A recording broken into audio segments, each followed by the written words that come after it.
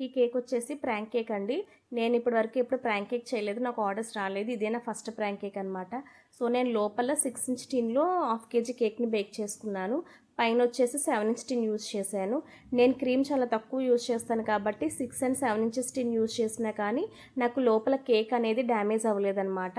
నార్మల్గా టిన్కి కిందన double tape పెట్టుకుంటాం కదా, సో నా దగ్గర డబుల్ టేప్ లేదు. అందుకని చెప్పేసి నేను ఇక్కడ విప్పింగ్ క్రీమ్నే యూజ్ చేశాను.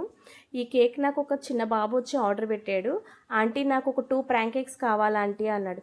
2 ప్రాంక్ కేక్స్ ఏం చేసుకుంటావురా అంటే, లేదంటే నాకు 2 ప్రాంక్ కేక్స్ కావాలన్నాడు. అలా కాదు నాన్న, డబ్బులు వేస్ట్ అవుతాయి కదా, నేను లోపల కేక్ పెట్టి బయట ప్రాంక్ కేక్ చేస్తా అన్న.